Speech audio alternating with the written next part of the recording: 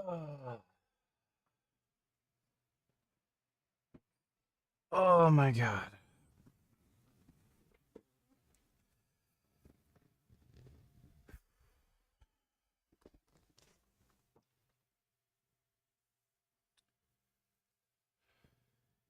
You're not gonna be able to convince me that peanut butter and jelly belongs on a sandwich. Jelly is gross. That is gross.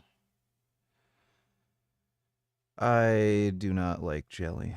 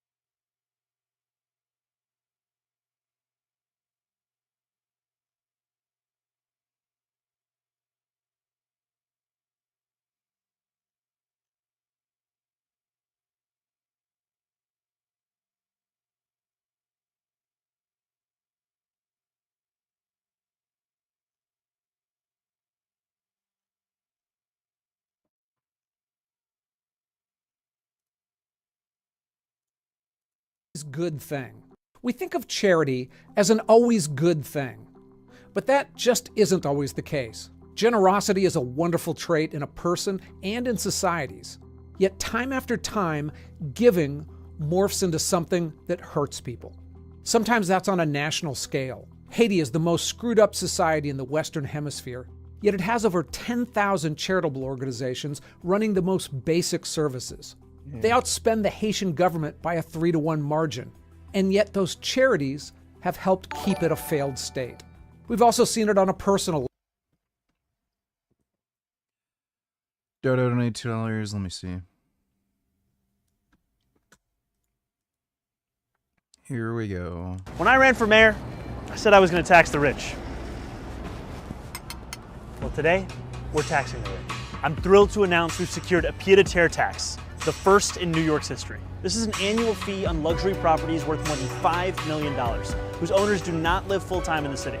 Like for this penthouse, which hedge fund CEO Ken Griffin bought for $238 million. This pied-à-terre tax is specifically designed for the richest of the rich, those who store their wealth in New York City real estate, but who don't actually live here. But even so, they're able to reap the huge financial rewards of owning property in, dare I say, the greatest city in the world. And most of the time, these units are sitting empty, since again, they don't actually live here.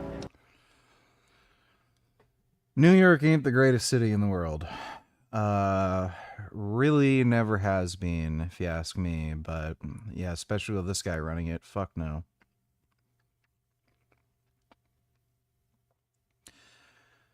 I really don't know if this is going to end up making a difference. Probably won't. They might get an extra few peanuts from this weird tax. This is a fundamentally unfair system that hurts working New Yorkers. Now, it's coming to an end. This tax will raise at least $500 million directly for the city. It'll help fund things. Yeah, you say that. This guy is spending $70 million opening up 3 grocery stores. Like, that 500 million is going to run out pretty fucking quick with the way that that guy spends it. Things like free childcare, cleaner streets, and safer neighborhoods. As mayor, the neighborhoods are already less safe. This guy's letting out all the fucking criminals. I believe everyone has a role to play in contributing to our city, and some a little bit more than others. Happy Tax Day, New York. Somebody needs to deport that guy. This tiny bit of land has one of the biggest crude oil deposits in the world, over 1 trillion barrels. But not all oil is created equal. And the stuff here is pretty much the absolute worst. Lighter oils are much easier to get out of the ground, refine, and the stuff you get out of them is more valuable. Heavier oils are a different story. You need to inject steam next to the reservoir, or mix in lighter oils just to liquefy it enough to pump out. Then it needs extra processing before it can be refined. And the stuff you get out of heavy oil is usually much less valuable: asphalt, tar, and shipping fuel. But the oil in the Orinoco Belt is next level. It's way over here on the extra heavy side of the spectrum. It's also particularly bad in another way. Getting it out produces heaps of methane, a greenhouse gas that's 80 times worse than CO2. That makes Venezuela's oil the highest emitting barrel for the lowest price on the market. This tiny That's great. Who fucking cares? These people have kids they can't afford, then complain and demand Mamdani rent freeze. A new report now shows that 62% of New Yorkers truly cannot afford to live in the city they call home. So we pressed Mayor Zohran Mamdani about what he's doing to fix this disparity, which is particularly bad, he says, in black and brown neighborhoods, and what he's doing to bring good-paying jobs to the city. It's bad in black and brown neighborhoods because black and brown people make less money. 3 kids in the city at this point is really hard. Aisha Washington says she's just scraping to get by. Yeah, tell me, how many of those kids are from one father? Huh? Yeah. You want to bet it's one? So, like, these same people who are talking about, oh, it's hard to get by, it's so unaffordable. She probably had these kids when she was, like, fucking 17, and then there's, like, 3 different fucking fathers for 3 kids. Between the cost of food, rising rent, and after-school activities for the kids. Right now I work 2 places, but I'm looking for another job just to help me accommodate all 3 of my children. Now Mayor Zohran Mamdani says he has hard... Oh, notice how she doesn't say, and their father is like this and that. No, Dad. Wonder why. So, yeah, funny. The person asking for the rent freeze is some fucking idiot who had 3 kids, absent fucking fathers. Probably, literally, all those kids are from fucking different men. And then, can you read my rent? I think your fucking problem is you need to make better life choices, not fucking rent freeze. Data to back up what too many New Yorkers like Washington feel. At an event at Medgar Evers College, he released 2 related reports. 1, a citywide racial equity plan, and 2, a, quote, true cost of living measure. The report shows that it costs $159,197 for the median family with children to afford the city. The report also showed that a slight majority of white families are getting by with those numbers, but large majority of Black, Hispanic, and AAPI families are not. It inspires us to redouble our commitments in 2 ways. One is to ensure that as many... His policies are already driving up rent prices. So since this fuckwit got elected, it's just gotten more expensive. Just wait and see. Everything's going to get more expensive. This guy's going to annihilate all these other businesses too. New Yorkers in this city as possible can earn a living wage so that they can actually keep up with the cost of living in the city. And 2 is to tackle the costs that are pushing that cost. Buddy, it's hilarious. He's talking about letting people earn a livable wage. They're imposing some like bizarre fucking regulations for Amazon where they can't subcontract delivery people. So chances are what's going to happen is thousands of fucking people are going to lose their fucking jobs because of idiots like this in New York City. Cost of living so high. The mayor says that explains his focus on universal child care and housing, 2 of the biggest reasons the city is so expensive. But with job growth in the city largely flat over the last year, we pressed him repeatedly about what he's doing to get people that living wage. What are you doing to bring jobs to the city right now? We are looking to continue to grow not just jobs, but also industry in this city, and to ensure that that growth reaches every single New Yorker. We're seeing commitments, whether it be from Bank of America or American Express or so many other large-scale companies, to not just the present of this city, but also the future of this city. And that's work that we will continue to do. Of course, all of this discussion about affordability and jobs comes against the backdrop of state lawmakers considering raising taxes. They're just like, again, none of these policies work. They've been doing this for how long? The fucking rent freeze stuff, the rent regulated apartments, it's only gone up. So like when is anybody gonna figure out, oh, this is a dumb fucking idea? I'm so disappointed. The Senate had a chance today to send a strong message to Donald Trump to say stop the war in Iran, make the ceasefire permanent. And instead, the War Powers Resolution failed by a vote of 52 to 47. All the Democrats voted for it except stupid. You know, I noticed those stairs in your dumb bitch house are really steep. Why don't you fall down those stairs? That's a really good staircase for her. I like how steep it is. Thanks for the donation, Dodo. How long do you sleep each night? Recently I keep waking up at 3 a.m. Do you take melatonin? Yeah, I just started taking melatonin. I find 20 milligrams helps. And growth hormone sure as fuck helps you sleep. That's been great for my sleep. Thanks for the donation, Wolfdean. I sleep about 8 hours. Dodo donates $2. No VG spent $30 million opening the first grocery store, so it must cost $150 million for all also react. Oh yeah. 30 million. Like, dude, how in the fuck could it have possibly cost 30 million? It just doesn't make any, like, it, you know, stuff like this has been happening in Canada too, where liberals have had like weird conflicts of interest with these big infrastructure projects. So it's just what lefties do. Netanyahu, did the Nazis ask the Jews to leave politely? Did they say please leave? Of course not. Yes, the Havara Agreement facilitated the emigration of German Jews to Palestine. 60k Jews chose. Is this guy like nuts? What, did the Nazis ask the Jews to leave, kindly leave, go out? Did others, you want me to name all the genocidal leaders of history? Just go one by one. Did anyone do this? Did they say, get out? How in the fuck, like, who the hell are these people? Is this a fucking bot account? Those are some of the most bizarre fucking replies I've ever seen to something like that. And self-identify as someone who would be taxed by this proposal. They said, you know, I'm a millionaire, and is it true that you want to raise taxes on me? And I said, it is true.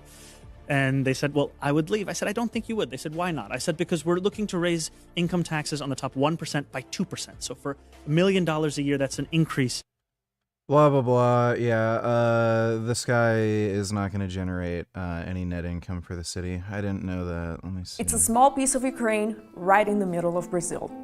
We're talking about Prudentópolis, a Brazilian municipality in the state of Paraná, where approximately 80% of the population is descended from Ukrainian immigrants. Ukrainian immigrants began arriving in Brazil in the late 19th century, with most coming from Galicia, now in today's Poland and Ukraine. I didn't know that either, but I don't really care. Thanks for the donation, dude.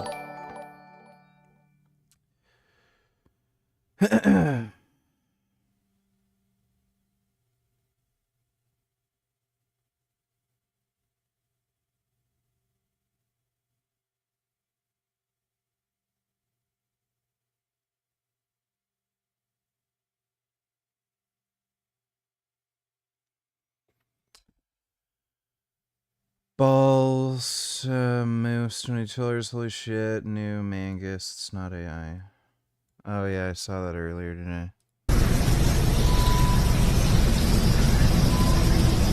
it's pretty weird Mangus. Never seen that kind of Mangus.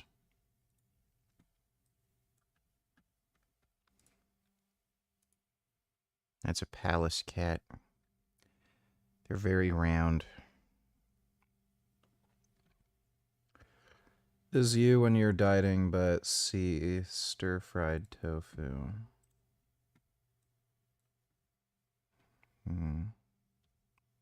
She's got a broccoli.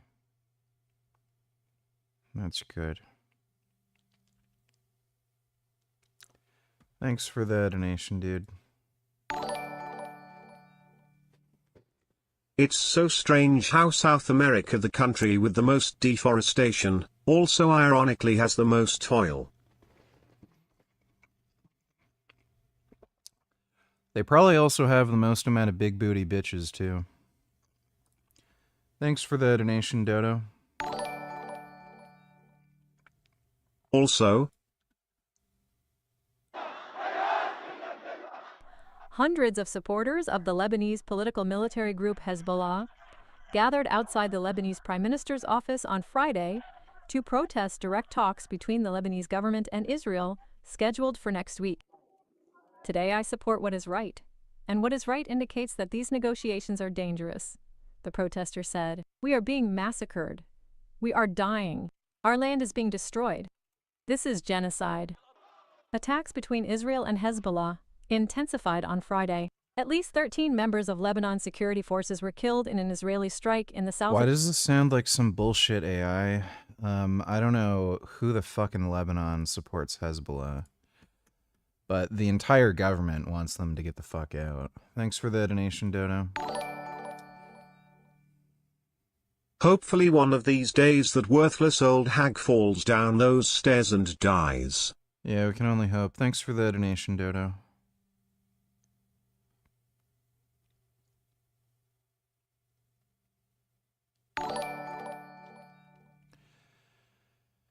Dodo, donate $2, intersectional feminism.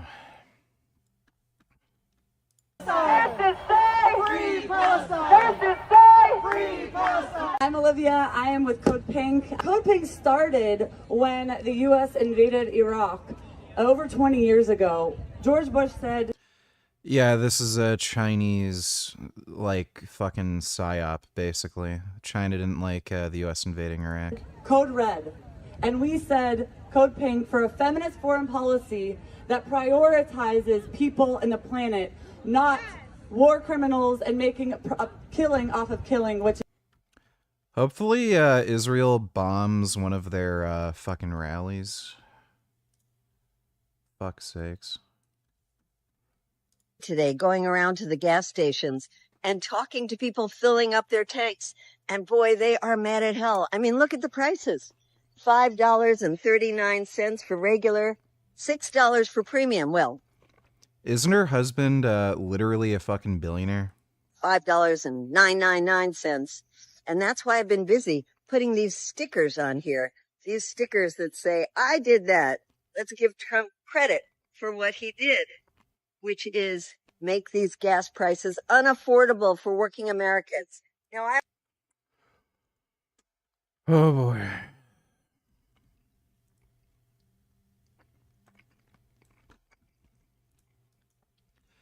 If I owned a gas station and I saw that dumb bitch putting stickers all over the place, fuck me. I'd flip a lid.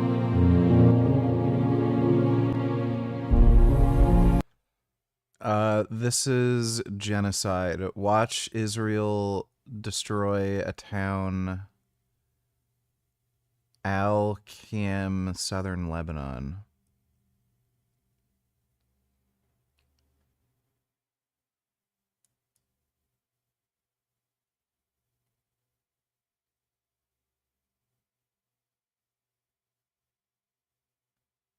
Okay, there's a few issues I have with this.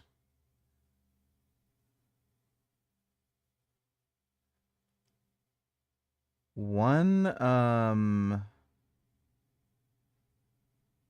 I noticed this is all in Arabic, so that makes me question if, like, any of these photos are even remotely real. Two,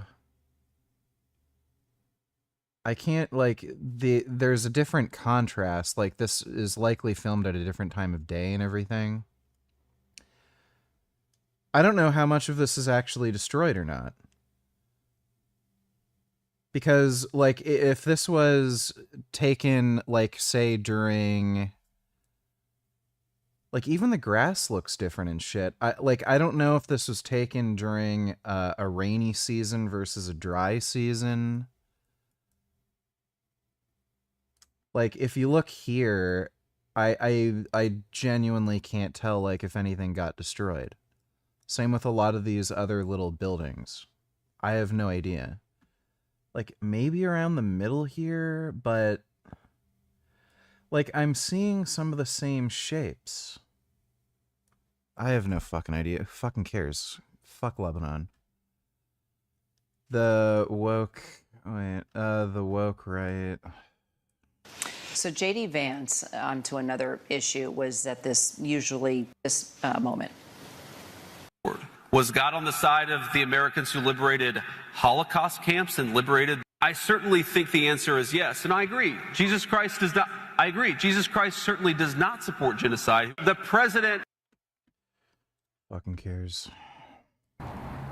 Russia is cracking down on the internet. Okay, thanks, Toto. Speaking of all this war talk, did you hear that China is threatening to nuke Japan for defending Taiwan?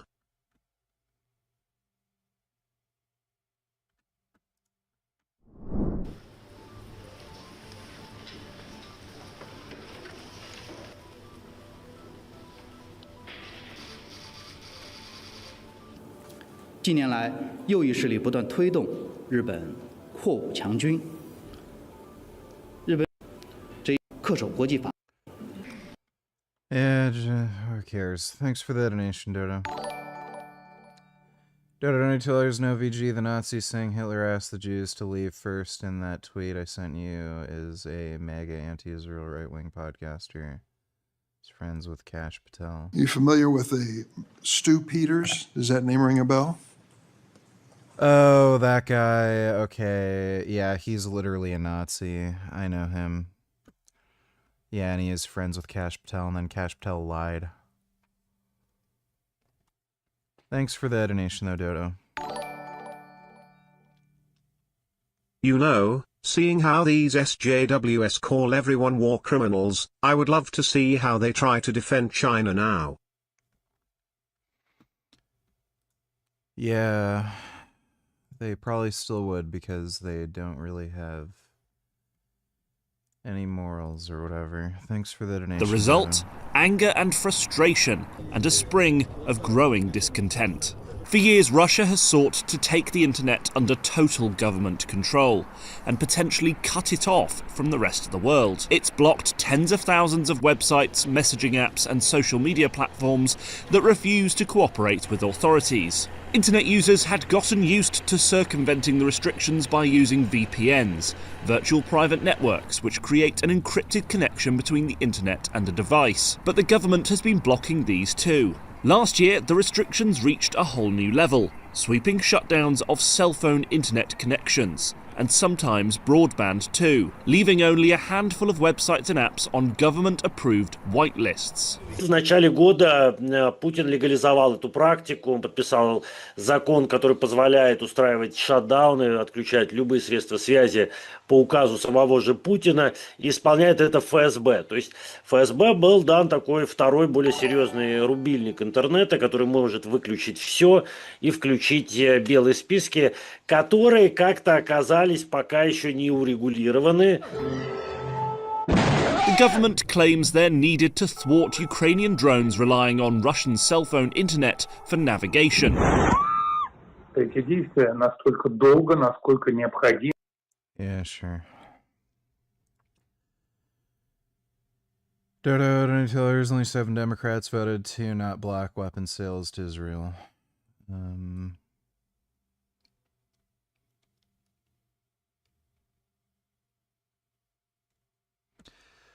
Don't vote Democrat.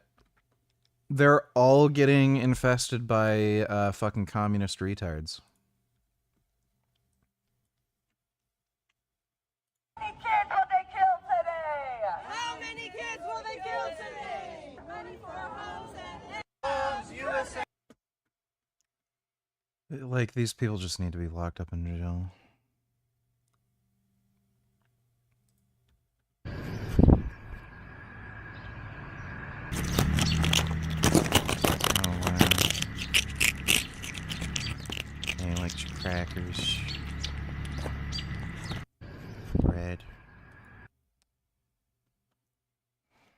Gummy likes crackers and bread too.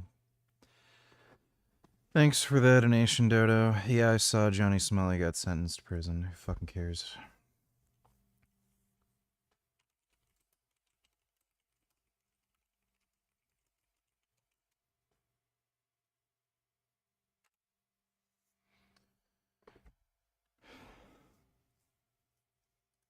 Level. Spoiled children who've become useless adults, enabled the whole path by loving parents. It certainly feels good to give money to a panhandler on the street, and it certainly helps them out in the moment. But at the same time, it also enables them to stay in an awful living condition. About 2/3 of Americans give to charity, and that's probably a number that holds up in most countries.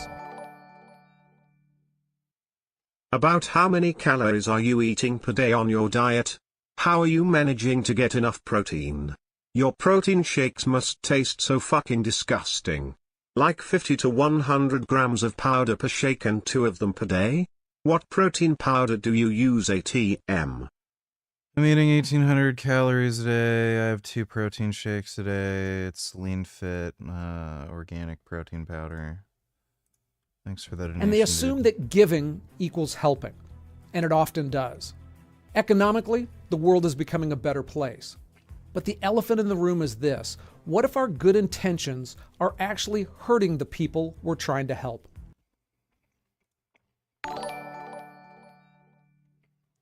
Get out of the UK while you can. These events, these activities, this unity must grow and continue and take over not just parts of Birmingham, but the whole of Birmingham, the whole of the West Midlands, the whole of the UK. Watch as Iqbal Muhammad MP calls for his movement to take over the whole of the UK at a Your Party meeting with independent Muslim MPs and Jeremy Corbyn. These events, these activities, this unity must grow and continue and take over not just parts of Birmingham, but the whole of Birmingham, the whole of the West Midlands, the whole of the UK. Grassroots democracy in action. And we, our communities, have shown the establishment and the rest of the country that we will not be taken for granted, and we will win.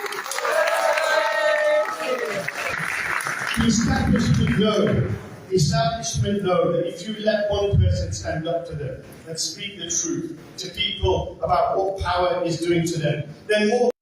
Yeah, that's why you don't import Muslims. Thanks for the donation, Dodo. I'm Ken LaCourte. I dig into uncomfortable topics and try to give you straightforward answers. This one changed how I think about... Did you see Sneeko got punched and thrown to the ground? No, 'cause I don't fucking care.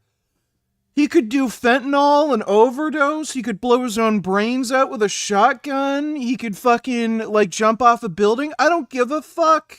I don't care. Giving entirely, because many times charity isn't the solution, it's the problem. My goal here isn't to say all charities are worthless, not by a long shot. It's to help you, if you're looking to help others, do it in a smart way. We'll kick off looking at the problems with charities, problems that nonprofits can bring to the equation. Then we'll take a high-level peek at charity donations, because sometimes helping hands can harm millions of people. Then, the opposite. Grassroots giving that has little overhead or organizational problems, but has its own troubled math. Then, perhaps most importantly, the psychology of dependency, because it's both real and it's at the heart of the entire issue. And finally, we'll take a look at what actually works. Now, there are a lot of types of charitable causes, from medical research to animal rescues to the arts. Here, I'm just focusing on the ones that aim to directly help people improve their lives. So let's first start by taking a look at charities themselves, the organizations that ask us for money to do good things. Now, I don't want to trash that whole world by any means, but organizations are made of people, and people run the gamut from good to bad, hardworking to lazy. So outright charity fraud is rare, but we shouldn't pretend it doesn't exist. The founder of the Modest Needs Foundation embezzled about $2.5 million meant for low-income families. Instead, it went to his luxury Manhattan apartment and a high life with a fake board of directors that included his bartender and housekeeper. Years back, the president of United Way, one of the most trusted charities in the country, was sentenced to 7 years in prison for using donor money for lavish vacations and mistresses. Of course, in many ways, the biggest charity operation is the government itself. Food stamps, housing assistance, cash welfare. The fraud and waste there dwarfs the private sector. The U.S. OMB estimates bad payments for welfare programs alone exceeded $66 billion in 2024. Oh, yeah. Food stamps had an almost 12% error rate in 2023, with over $10 billion going to the wrong people or in the wrong amounts. And for the cash welfare program, the feds can't even tell you how much it lost because states aren't required to report it. But more common in the private world than outright fraud is bloated overhead. The United Breast Cancer Foundation raised over $45 million from car donations, saying the money would help fund breast cancer screenings. Investigators found that about $35 million of that went straight into the fundraising company and its vendors. Some went to high executive salaries, and just $127,000 went to actual breast cancer screenings. Heck, I remember giving a small donation to a children's hospital once, and over the next few years, they pretty much spent all of that money in mailing me every couple months asking for more money. I mean, that might have made sense on a macro level for them, but I wanted to help sick kids, and I didn't. Other charities morph from helping people to lobbying the government or becoming political entities. It makes it hard to trust where your money's going. Personally, I find myself giving to the smallest organization I can, where I can see what they do as closely as possible. Others go to a site like Charity Navigator that helps donors see where money actually goes. Now, some experts warn against focusing too much on overhead ratios, but the more information, the better. And that points to a deeper problem. Charities measure what they actually do, not whether it works. They look at how many meals they serve or how many hours were volunteered. Almost none of them measure whether they actually improve lives or whether fewer people need help next year because of their work. So now let's look at places where bad patterns play out on a massive scale. Charity donations, where we routinely see the unintended consequence of helping people gone bad. Those problems usually revolve around dependency and displacement. Let's start with our closets. When most of us donate old clothes, we probably imagine them going to somebody dressed in rags who needs them. Here's what actually happens. About 70% of donated clothing worldwide ends up in Africa. It gives people cheaper clothing, and it's also gutted local industries. In Ghana, textile and clothing employment fell by 80% from 1975 to 2000. In Zambia, the industry went from 25,000 workers in the 80s to half that by 2002. In Nigeria, textile manufacturing once employed over 200,000 people. Today, that number is essentially zero. The clothes arrive in shipping containers, get sorted into massive warehouses, and are sold in open-air markets for almost nothing. In Uganda, secondhand clothing, it accounts for about 80% of all clothing purchases. Local manufacturers, they can't compete with that, so an entire industrial sector across multiple countries have been wiped out by generosity. This happens far beyond the textile industry, because when foreigners come in with cheap help, it often prevents vital parts of an economy from even existing. And if you want to see what decades of charitable dependency looks like on a national scale, Haiti is a great example. As I mentioned, it has thousands of NGOs, one of the highest concentration of aid organizations anywhere on Earth. Most of them are doing exactly what they set out to do. They dig wells, run clinics, distribute foods, and build schools. Each one individually is helping. Now, I produced a whole video just on Haiti, and there I learned that these charities, they've taken over the basic functions that a government should provide. Sanitation, electricity, clean water, education. The result is a government with no incentive to govern. Why build local infrastructure when a relief organization will do it for you? How do you build the local capacities when outsiders keep showing up and solving those problems to whatever extent they can? Haiti hasn't been helped into self-sufficiency. I don't even understand the motivation for anybody to start charities to help these dumbasses. Like, they're a bunch of fucking idiot chimps.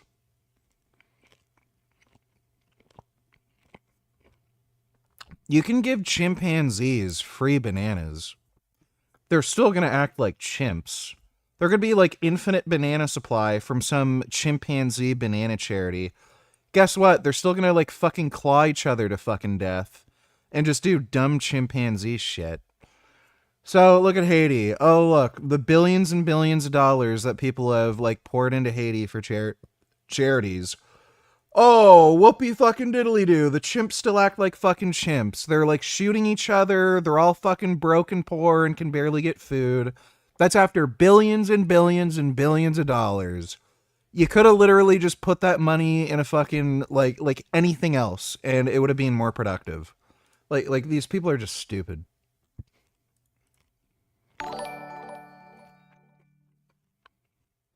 Dodo, don't you tell those Chinese bots in the comments are loving this. Lawmakers in Maine have passed a temporary ban on new large data centers in the state. And if Governor Yeah. Wow. Wang got schooled here. That is embarrassing. I think the United States ought to be ahead. But how is shipping chips to China keeping the U.S. No. ahead? Am I in the United States? Do you consider me part of the United States? Yes. You consider NVIDIA a United States company? Okay.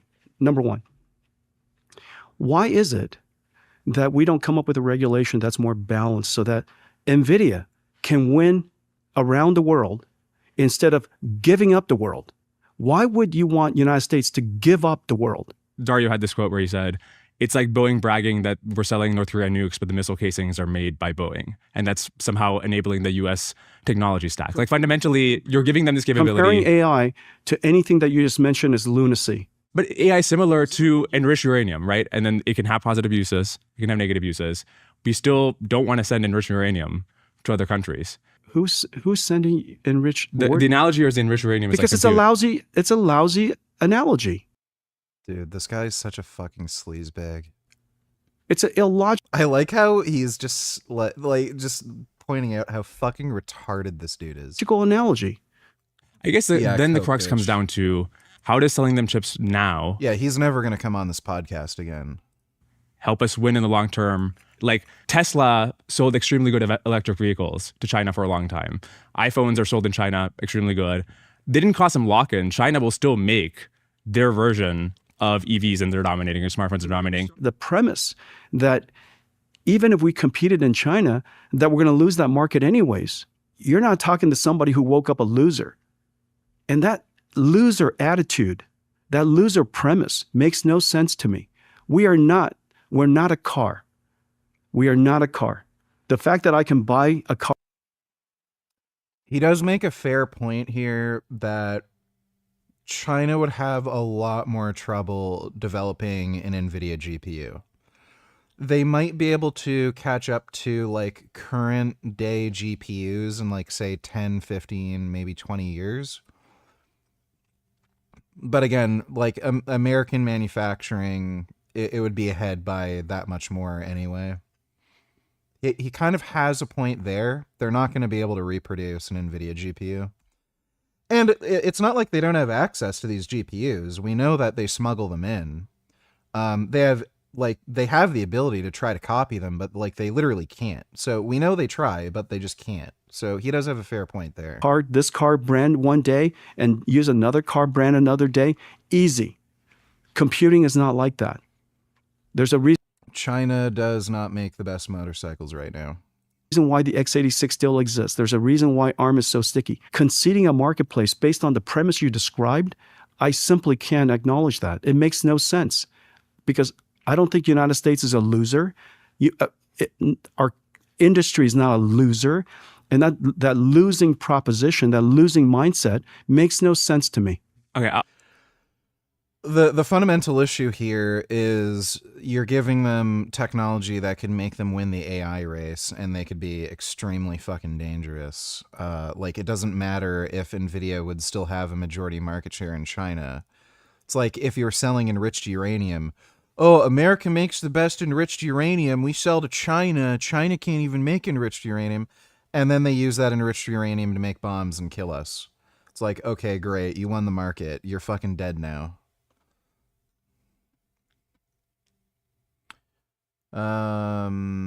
Get through this whole video.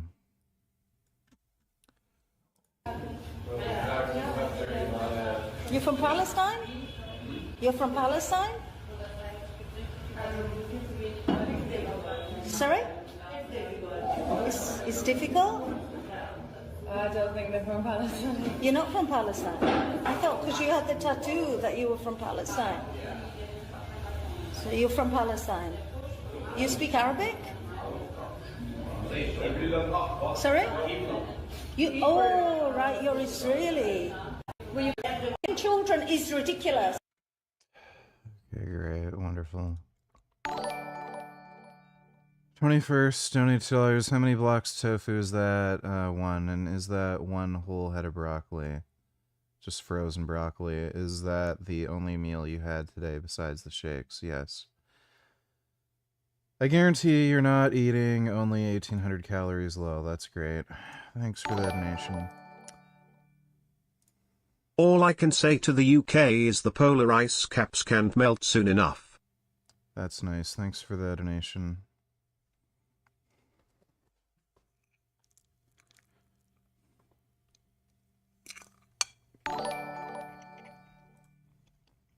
If you're against giving billions of dollars in aid to chimps, then let's start with stopping aid to Ukraine and Israel then.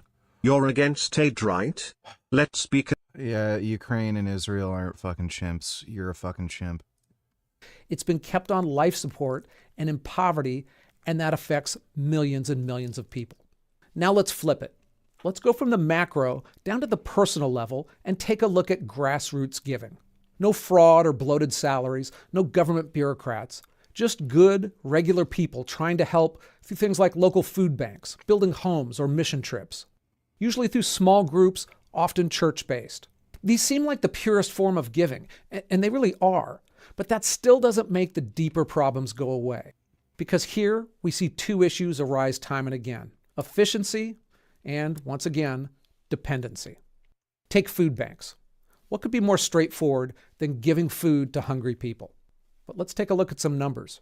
In 2022, 49 million Americans depended on charitable food assistance. That's 1 in 6 people. This isn't emergency help for families going through a crisis. Almost 60% of working households that use food banks, they do it routinely as part of their monthly budgets. It's become permanent. And food banks, like most charities, measure their impact in output, not long-term results. Serving more meals is seen as a success, not more people who've become self-sufficient. Volunteer home building is another direct, tangible form of help. I mean, putting real roofs over people's heads is undeniably a good thing. Habitat for Humanity operates in over 70 countries and has served millions of families. They explicitly welcome unskilled volunteers and tell them no experience necessary. They design homes to be volunteer-friendly to build. But a side effect to that is free volunteer labor means fewer jobs for local construction workers. Unskilled Americans fly in and do work when they could have sent money to skilled Have you started your racist arc? Are you Uncle Ruckus now? You're literally being racist against your own people, calling them retarded chimps and saying don't give Haitians or Africans any medical aid, food aid, etc. Let them starve. Thank you. You're nice and retarded. Locals who would have gotten paid instead. The volunteers go home feeling great, but it's a highly inefficient use of their money. The same dynamic occurs for people who go on mission trips overseas. The voluntourism industry generates between $2 and $3 billion annually and attracts millions of people each year just in the United States. People travel to a place in need to build, teach, or provide medical care. It's charity at its most personal. But again, let's look at the math. Let's say a person's volunteer trip to Africa costs $2,000.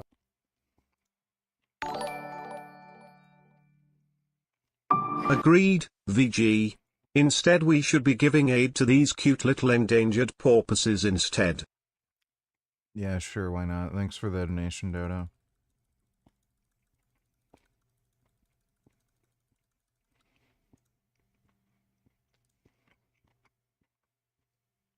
Dodo Natelers react to this. He says, this Yeti promotes Adam Mockler.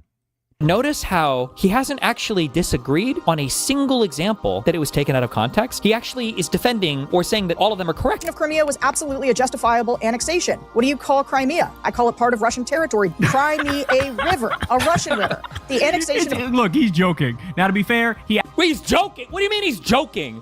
He's not. He's defended the opinion like a few days ago. What part of it? What is that a joke? What's the joke? What's funny? What's the joke there? What is he joking about? There was an article that came out in the Telegraph, which they deleted because it got a little too close to the truth.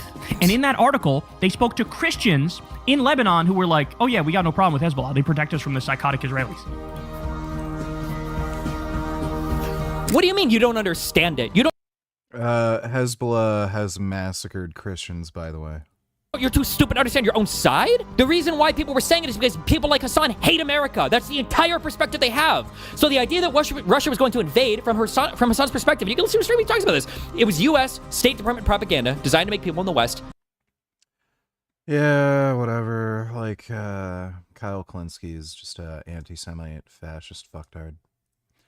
Thanks for that donation, Dodo.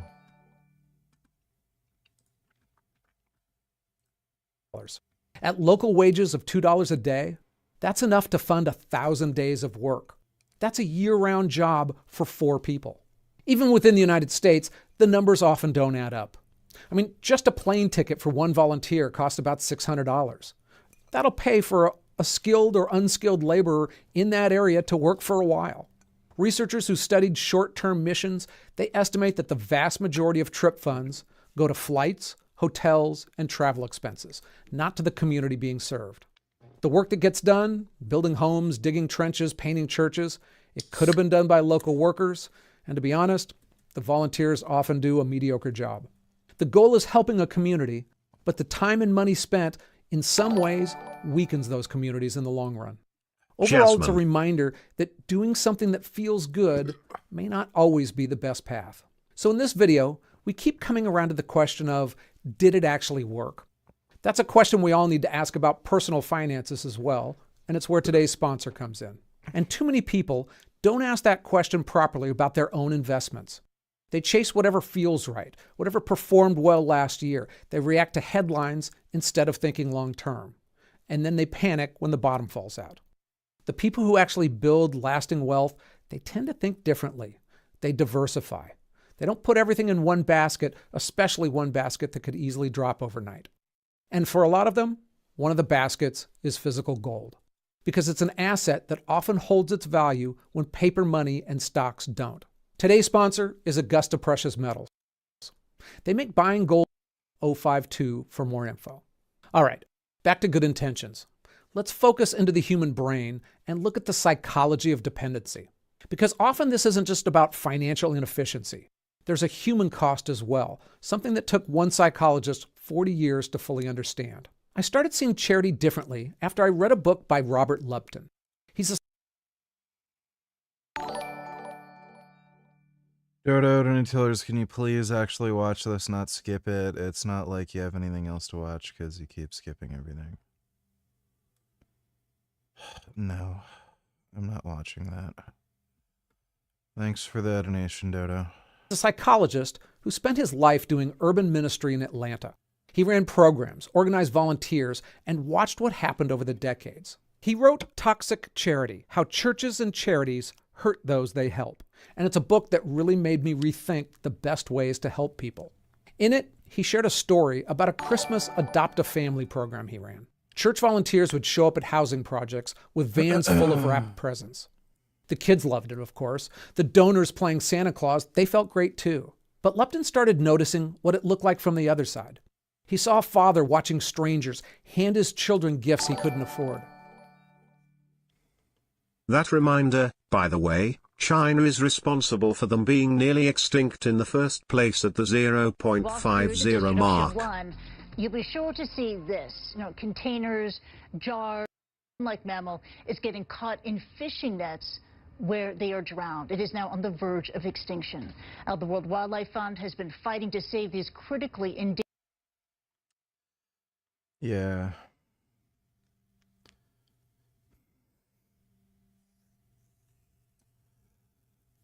Thanks for the donation, Dodo.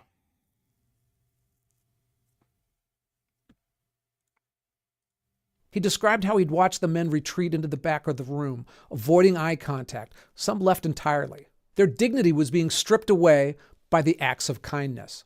In front of their own children, they were being shown, by generous, well-meaning people, that they couldn't provide for their own families, that somebody else had to do it for them. Lepton saw this happen year after year and started to see patterns that went far beyond Christmas. He saw that when help flows in only one direction, the whole dynamic is built on need, and that need grows. Recipients learn to wait rather than act. Lepton identified what he called the 5 steps to dependency. It starts with appreciation, genuine gratitude for help in a time of need. But if the help keeps coming, appreciation shifts to anticipation, people waiting for the next gift. Then comes expectation. It's no longer a surprise, it's assumed. That becomes entitlement, a sense that help is owed. And finally, dependency, the inability or unwillingness to function without it. This isn't a moral failing of the givers or the recipients, it's just how humans work. If someone keeps solving a problem for you, you stop trying to solve it yourself. It's why free food distribution didn't reduce hunger lines, it grew them. Volunteers who came to neighborhoods to plant flowers and pick up trash, they weren't helping residents take pride in their community. They were signaling that the residents couldn't do it themselves. The same family showed up year after year at the same Christmas giveaways, and nobody asked why they still needed help.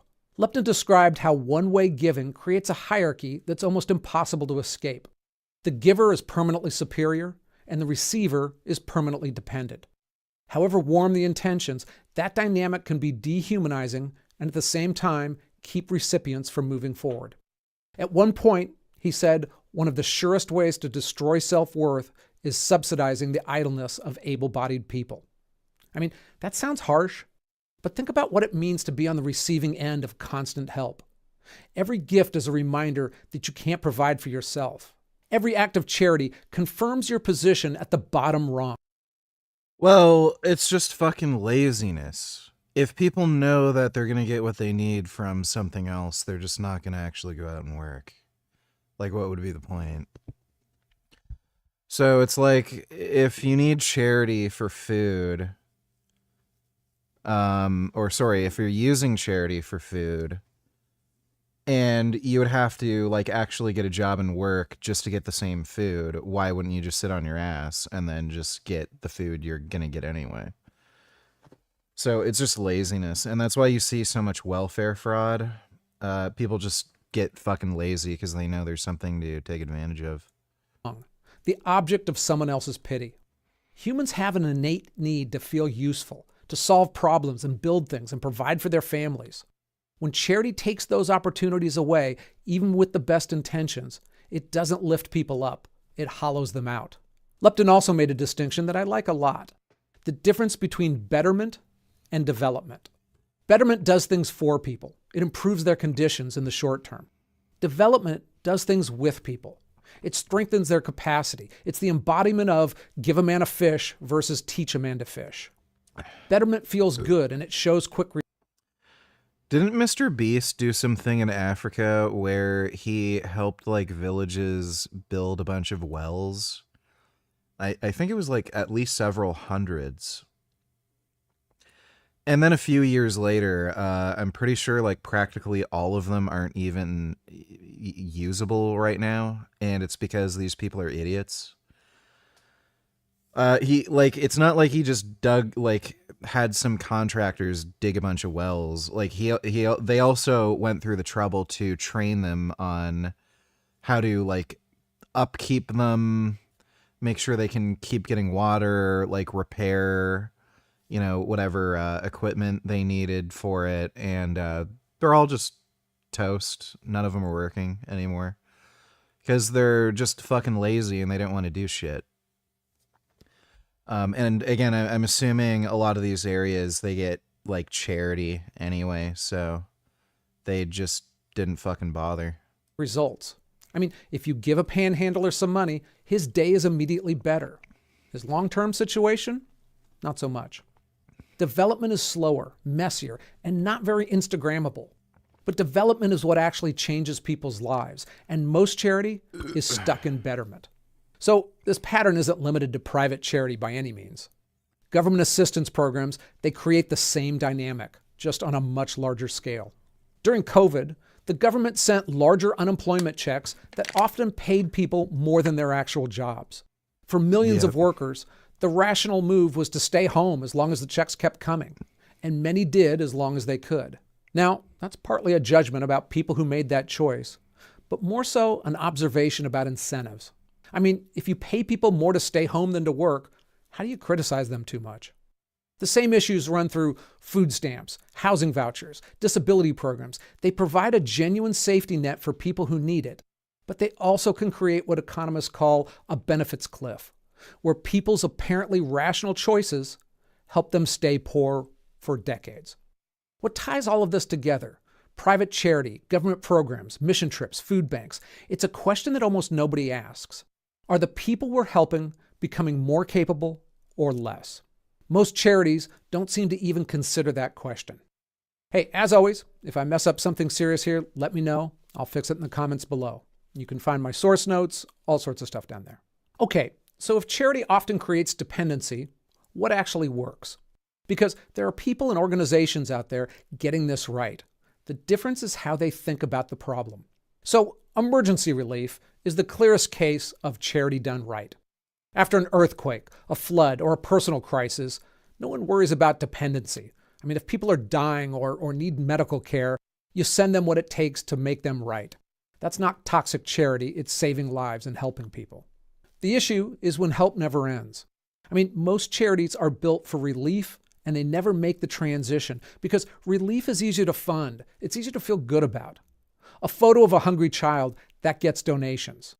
A photo of a microfinance training session, that's a little harder. But the organizations that actually reduce poverty are the ones that deliberately shift from relief to development. On an international scale, we've seen that happen successfully. Bangladesh emerged from overwhelming poverty to become a low middle income nation within 40 years. In the 70s, they shifted from handing out food and relief to long-term development. The key was treating causes, not just symptoms. The goal was self-sustaining people, and millions of households have graduated out of extreme poverty with that. Rwanda took aid after the 1994 genocide, but it also pushed its own development agencies. After it learned to say no to donor priorities that didn't align with its long-term goals, it reduced extreme poverty by a third between 2000 and 2017. And it says it's no longer looking for charity, but investment. I can point to a good number of similar examples because infrastructure and education and justice systems, when they're in place, job creation does what no See you later. charities can. Some churches and food banks are using the same principles. Instead of just handing out free groceries, they've created food co-ops where families pay a small amount, maybe $3 or $4 for $30 worth of food. The families do the work, boxing, sorting, distributing.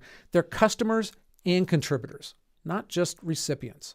Other organizations have turned clothing closets into thrift stores that teach job skills. Soup kitchens have become catering businesses run by the people who used to eat there. I mean that we should stop. I was gonna maybe watch this whole thing. It just seems like bullshit. Fuck it. Folks, it's Enforcer Matt, and welcome back to... Okay. $4 a day. That's our best estimate for what the average person earned throughout most of human history. For thousands of years, that number barely moved. We unlocked metallurgy with the blast furnace, nothing happened to income. In 1440, the printing press enabled sharing knowledge on a massive scale, still nothing. The seed drill came in the 16th century, and still people weren't much better off. And then, in 1776, James Watt designed his steam engine. And this happened. We call this period the Industrial Revolution.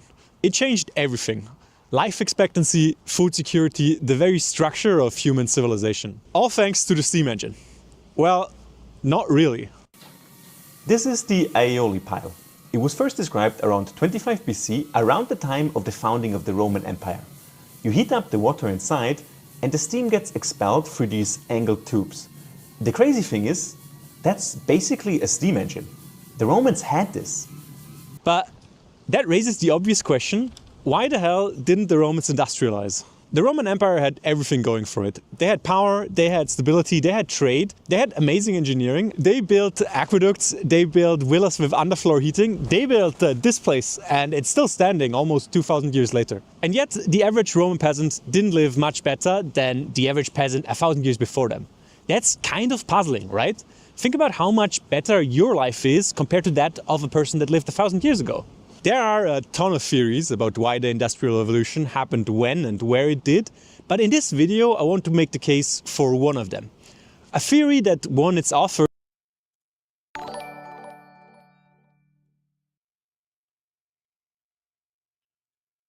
Dodo donate $2. Oh look, YouTube's being retarded again by taking down fact-based videos for hate speech. I have no idea if his video is taken down for hate speech. What the fuck is this? It's fucking assholes using fucking AI thumbnails? Joel Mokyr the 2025 Nobel Prize in Economics. The central concept of his theory is what he calls useful knowledge. Mokyr splits all knowledge into two types. The first is propositional knowledge, the systematic understanding of how the world works. Newton's laws of motion, the laws of thermodynamics, germ theory, let's just call this the ideas. The second is prescriptive knowledge, the practical know-how of how to build things, manufacturing techniques, engineering methods, the hands-on craft of making the world work. Let's call this the things. Now, useful knowledge is generated from a feedback loop between the two. For example, the microscope, which is a thing, can lead to the discovery of germ theory, an idea, and that in turn can lead to the discovery of antibiotics, which are a thing again. And it just goes on like this.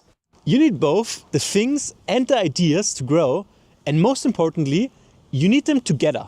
What's crazy is that this feedback loop is essentially absent in every major civilization before 18th century Europe, including Rome. Now, Mokyr's work is vast, and I can't possibly cover all of it here, but when you look at Rome versus Britain through his ideas, three barriers keep coming up. And these are three barriers that Britain managed to overcome and Rome didn't. The first barrier is the most fundamental. To have progress, you actually have to believe that progress is possible. This definitely sounded strange to me the first time I heard it. Like, what do you mean is progress possible? Look around you, it's basically everywhere. But as I found out, the dominant worldview for most of human history was basically the opposite. And Rome was no exception to that.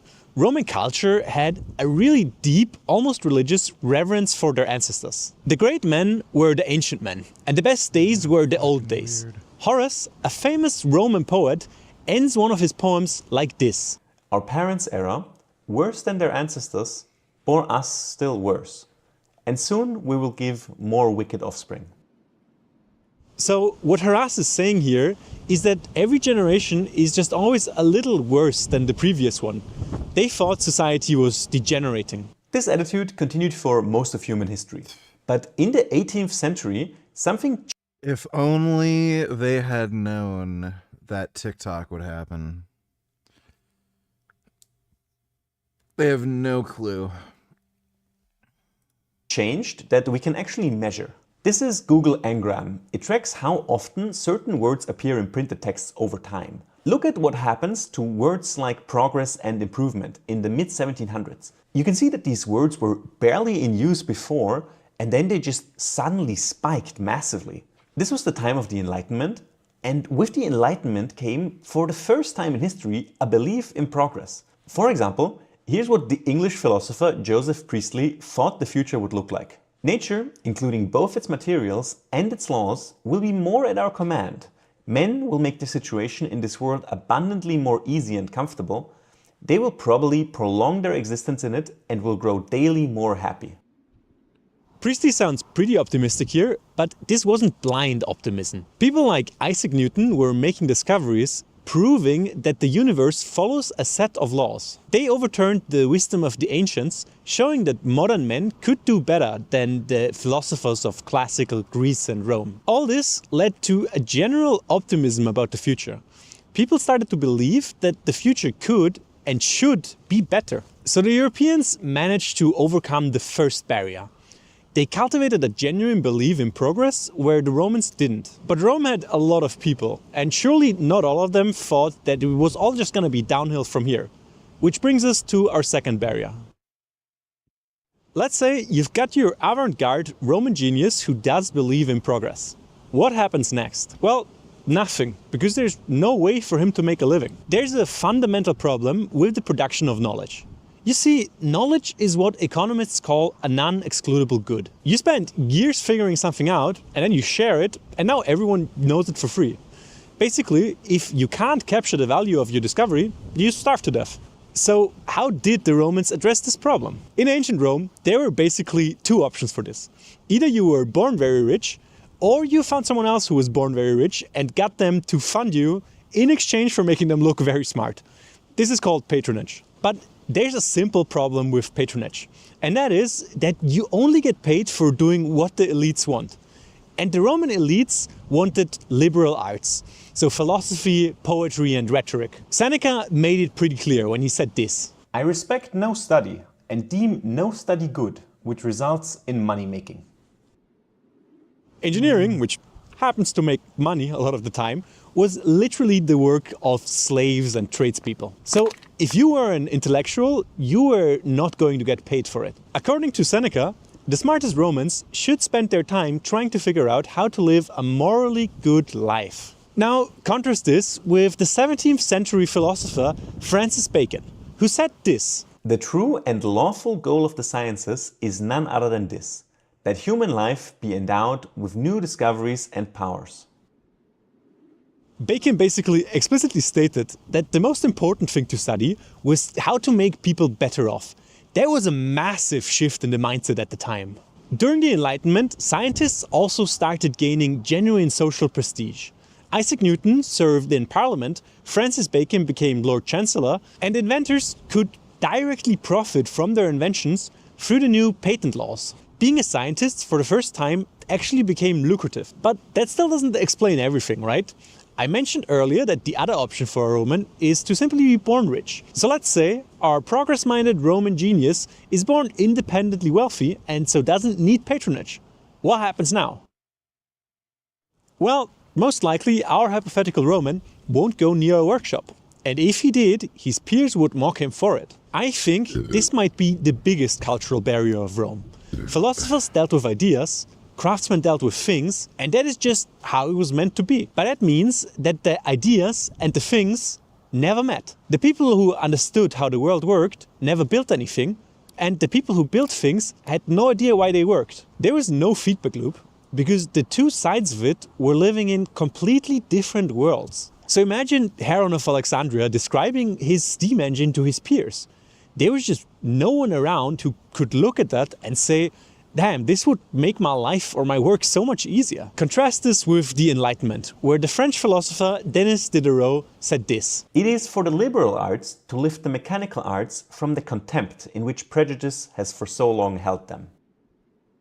So Diderot is explicitly talking about lifting up the social status of the people who dealt with things. And that was the general spirit ever since Francis Bacon proclaimed that the goal of science was to make people better off. And it was actually Bacon who proposed that the craftsmen who experimented and the scientists who thought needed to find a middle ground. So fast forward a couple years and you actually have your ideas people, the scientists, working together with your things people, the craftsmen. So universities hired tool makers and scientific societies employed dedicated instrument makers. And so James Watt, who himself had no university degree, got hired by the University of Glasgow as an instrument maker. One day, a professor asked him to repair a model of an atmospheric steam engine for a natural philosophy class. And Watt took a look at it and noticed that it was pretty inefficient. And then he fixed it.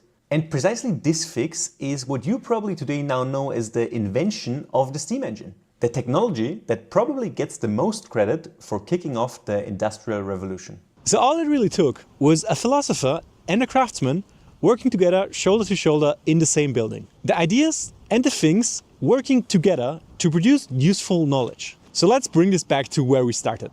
Why did Rome have a steam engine but never use it? Because they failed on all three counts. One, they didn't believe that the future could be better than the past. 2, they incentivized poets and philosophers and not engineers. And 3, they built... Yeah. Shows you just how useful the humanities are in university. So, what a load of bullshit. An artificial social wall. And the fucking humanities are just infested with communists now, so, if anything, yeah, they're really holding society back. Between the people who dealt with ideas and the people who dealt with things. Europe in the 1700s, by coincidence, got all 3 of them right. People, for the first time in history, realized that the world was getting better.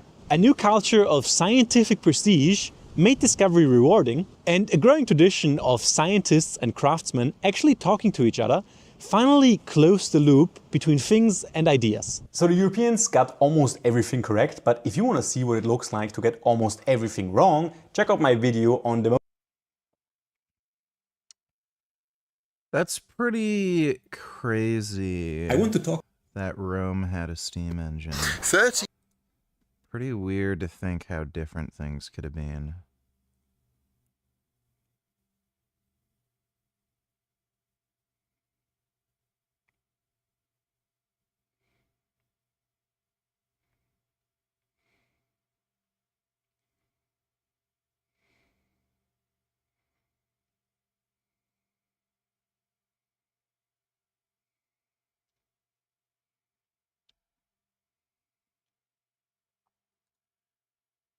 Why am I getting recommended some of these fucking channels?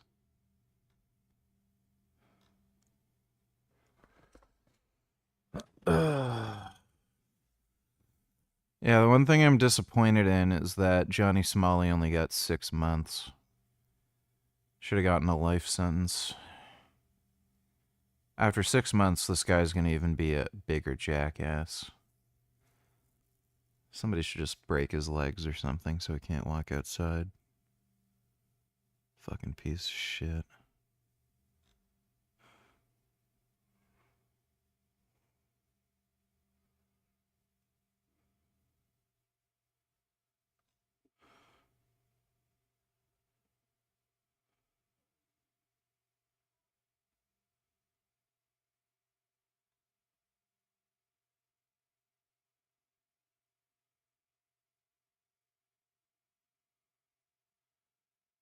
Who's the best looking female Tekken character?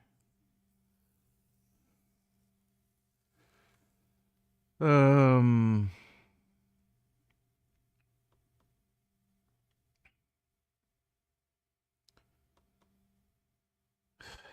guess the girl I'm most attracted to in Tekken 8 would have to be Reina. So... talk about Wang Mang today because that dude is a contender for being the absolute goat of terrible economic policy. If you haven't heard about him, you're in for a treat because he might just have the worst track record in all of history when it comes to economic competence. So he was born in 45 BC as a son of Wang Mang, who probably went his entire life without knowing how funny his name was, and they were part of like a secondary branch of the Chinese royal family. I think he was the cousin of the emperor or something, but the important thing is just that he wasn't in the line of succession. So growing up, Mang was slowly making a name for himself, becoming known for being competent and scholarly and just an all-around good dude. Like, he was caring for his extended family when they were sick, reading Confucius, and just generally doing all the things that were expected of a promising young Chinese noble. But I suspect it might have been a facade, because eventually he ended up poisoning the reigning emperor and usurping his throne to start his own Xin dynasty. Although personally, I think it's a bit of a stretch calling it that, because he was the only emperor of said dynasty. Anyway, the whole murder and usurpation thing wasn't actually the problematic part. The real problem started when it became time for Wang Mang to actually rule. You see, Mang wasn't just reading Confucius, more like he was absolutely obsessed with his writings.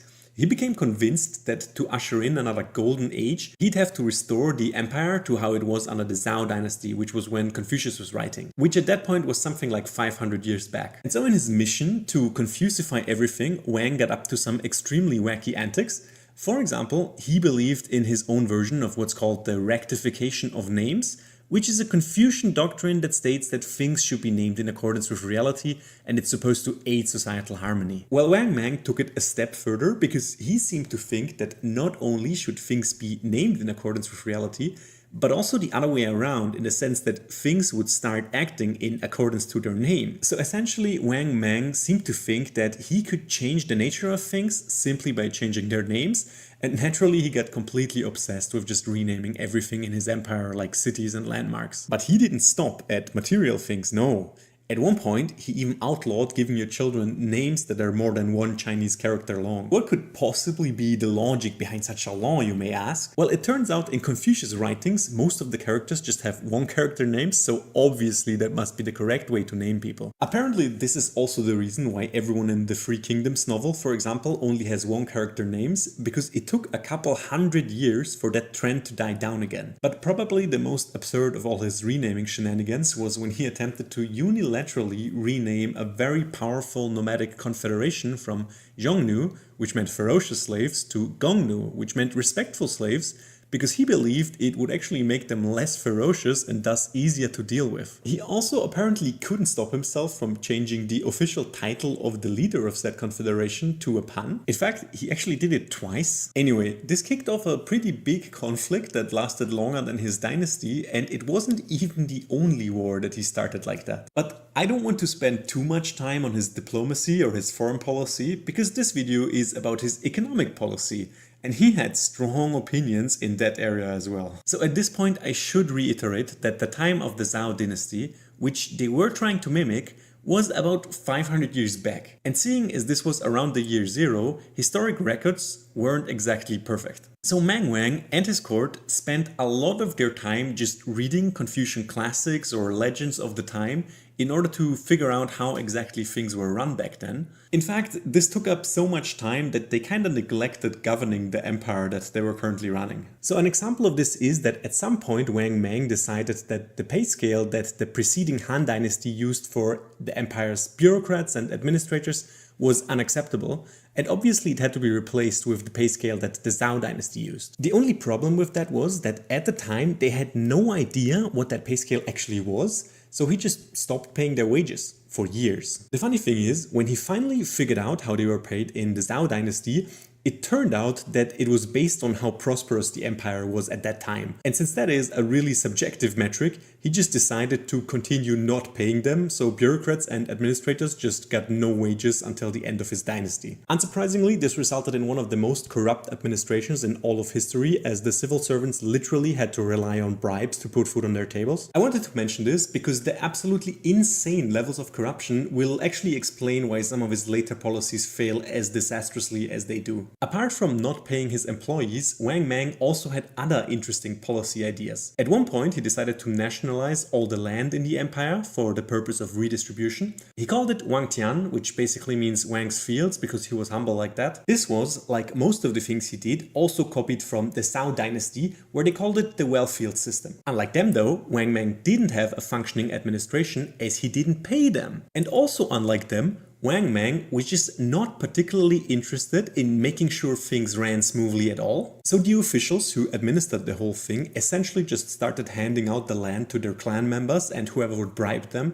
and it ended up working out so terribly that even the farmers who were supposed to be the main beneficiaries of this whole exercise ended up hating it. It was such a colossal failure that even though just criticizing the system was punished by exile, it ended up being so massively unpopular that Wang was forced to abolish it after just 3 years. As you can imagine, this didn't translate into great fiscal results, so in an attempt to fill the empire's dwindling coffers, Mang instituted a bunch of other policies. One of his smarter moves was setting up a 10% income tax for a bunch of sectors, which, fun fact, is often cited as the first example of an income tax in all of history. This ended up being massively unpopular, of course, but it did end up lasting 12 whole years, which makes it one of Mang's more successful policies. He also tried setting up government monopolies on various industries. However, as he still wasn't paying any of his administrators, they ended up pocketing most of the proceeds, and so almost nothing ever reached the imperial treasury. Another attempt at raising revenue was the so-called sloth tax, which was essentially a tax on having uncultivated land or not working if you're a citizen. In classic Mang fashion, he did not think this through all the way because the whole tax applied without any exceptions. This caused a whole bunch of people who couldn't work or who had properties that were just not suitable for cultivation to either abandon their property or just sell themselves into slavery to help their family pay the tax. The whole selling yourself into slavery part is actually particularly ironic because Mang outlawed the slave trade a while earlier. Mind you, he did not have a problem with slavery itself, no, he just thought you shouldn't be able to trade them. Apparently that's what Confucius would have wanted. But arguably the funniest thing is that through all of this, Wang Mang just could not stop himself from introducing more and more coins. Well, technically not just coins, but we will get to that. So before Wang Mang took charge, the empire had one coin, keeping it simple. But obviously this wasn't Confucian enough for our boy. No, he wanted 28 different kinds of coins. And you would think that would be enough, but no. When I was researching this, I kept getting confused because I kept reading different numbers for how many denominations he ultimately introduced. And that's because he apparently didn't just stick to using coins as money, but he also made currency from tortoise shells and cowrie shells, which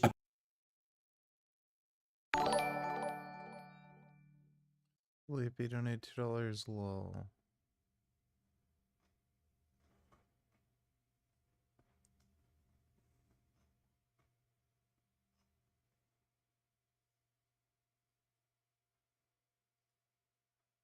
Now I have a lawsuit against Google, and the judge is probably just going to dismiss the case, but I pray for the day I found out who this evil, degenerate employee is that is just some type of psychopathic, sociopath, I don't know, evil, degenerate person that deletes these reviews of people pouring their heart out, you know, telling their sad story about how they got botched with this doctor, and then he calls up Google or writes them, probably doesn't even have to write them a check, just has some buddies at Google that will delete the reviews for him. You know, what type of person does that? What type of person is okay with removing a review of a horrendous, horrific, factual experience, and not only that, not only suppressing the horrific story, but now he can do that to more people.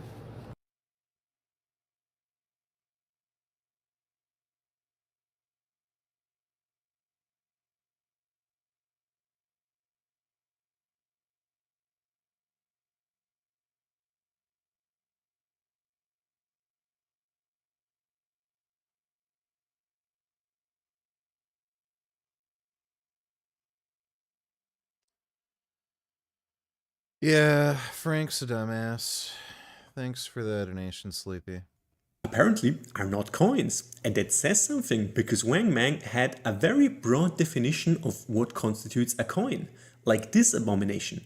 This is called a knife coin because, well, there is a knife attached to the coin. In the end, there were like 37 different kind of coin denominations that were used in the Xin dynasty, but I don't even think that properly conveys how stupid the whole system was, because they didn't come in useful intervals like today's denominations come, like 1, 2, 5, 10 cent and so on. They did have some useful intervals. It would be hard to avoid that entirely with 37 different types of coins, but they also had a bunch of really strange ones and also duplicate coins. So for example, there was a $3 seashell, which was unique, so it had a purpose, but there was also a 10, a 30 and a $50 seashell, which there were also copper coins for these values. And the intervals weren't also always super logical. Like the next biggest seashell after the $50 seashell was a $216 seashell. Why $216? I have no idea, but I would be willing to bet money on the fact that it somehow goes back to Confucius again. There was, of course, also a $2,160 tortoise shell coin, as well as a $1,580 silver coin.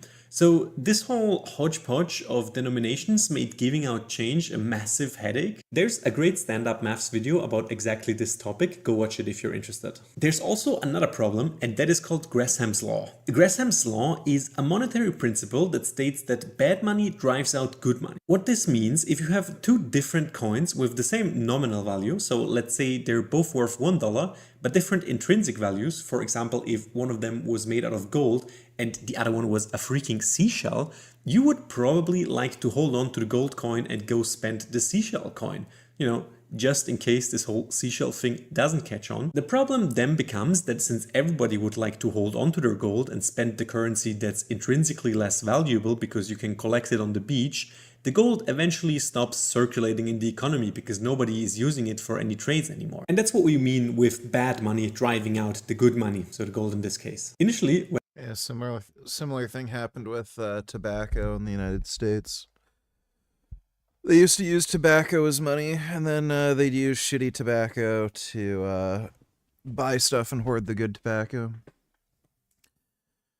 I've not tried In-N-Out fries. I don't think we have In-N-Out in Canada.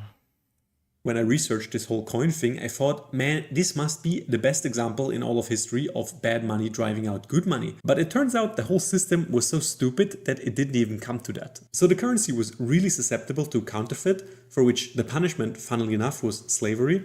In fact, Wang Mang really seemed to like sending all the people who broke his laws into slavery, but that's another issue altogether. Because of the issues with the counterfeit currency and also just the general unwieldiness of the entire system, people just kinda stopped using money altogether. Like the entire monetary economy just ground to a screeching halt. Eventually, people adapted by just starting to use the old Han Dynasty coins again, which funnily enough was also illegal, but the whole thing was such a disaster that Mang was eventually forced to abolish 35 out of his 37 coins again anyway. At that point, the damage had been done though, and people just lost so much trust in the system that they just continued using the old Han Dynasty coins anyway. So those were kind of the highlights of Mang Wang's career. Eventually he ended up being killed in a massive peasant rebellion, which surprisingly enough wasn't caused by his policies. Instead, a couple years into his reign, there was a catastrophic shift of the Yellow River, which led to a big famine and a massive displacement of peasants, which eventually triggered the peasant rebellions that would be his demise. But in classic Wang Mang fashion, he didn't just die a normal, boring death, because when he was killed, people started arguing about who would get the credit for having killed him, and this eventually led to a fight which resulted in dozens of dead soldiers. His head was then cut off and delivered to the provisional capital of the new emperor, who then impaled it on a spike and put it on the wall, but the people were so angry that they took it off the wall and started kicking it around, and then also apparently one person ate his tongue. I don't know if back then that was considered an appropriate reaction, but personally it just seems a bit unnecessary. Apparently the head was eventually preserved and kept in a court vault until it was destroyed in a fire a couple hundred years later. Anyway, this seems like a fitting end for this iconic man, and if you are... What a jackass.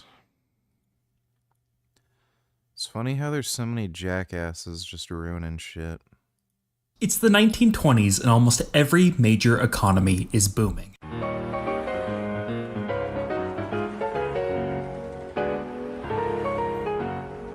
The Roaring Twenties was a decade defined by its opulence, opportunity, and hope for the future. With the end of the First World War in 1917, the global economy was supercharged and led by American industrial growth, which then boasted almost half of the world's total output. From 1920 to 1929, the US economy grew by a massive 42%, spurred on by the widespread adoption of mass production and the introduction of electricity.